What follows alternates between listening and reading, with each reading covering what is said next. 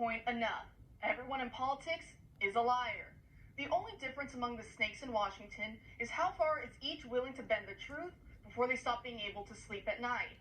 That's why having a political outsider like President Trump is such a breath of fresh air for those of us who are used to politicians on either side of the aisle talking out of both sides of their mouth.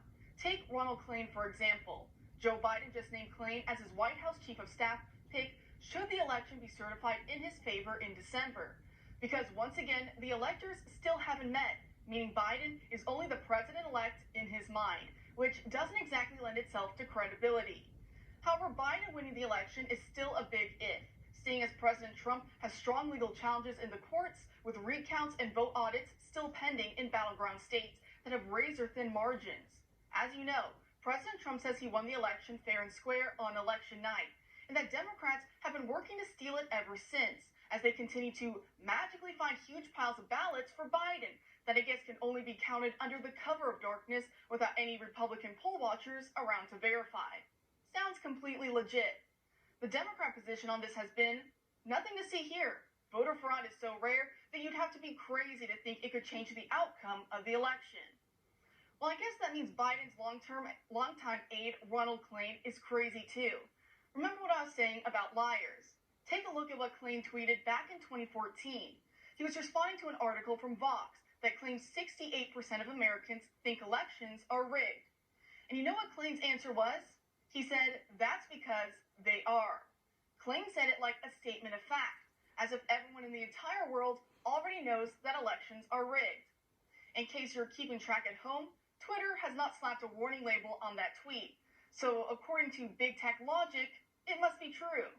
And speaking of the rest of the world, according to our very own U.S. State Department, last week's election raised every red flag that they use to determine election fraud in other countries, especially in corruption-prone ones like Ukraine. Listen to how accurately these bullet points reflect everything we've been experiencing over this past week.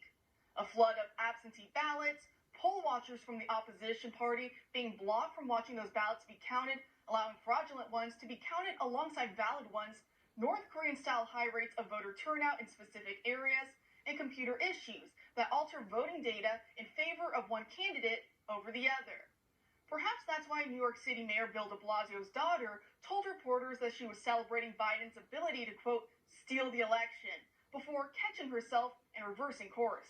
Why do you think this is so special? Why do you guys have it so special?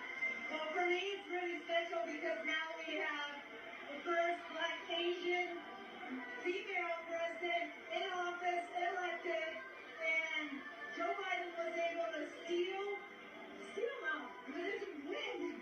Sorry. I don't understand it. No, he was able to win the election more than yes. What does it mean to you? Now, if this was a one-time thing, then perhaps we could let it go. But this comes just weeks after Biden himself said this.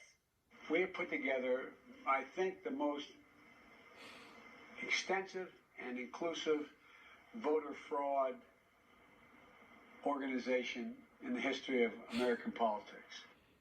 Of course, from their mouths to God's ears.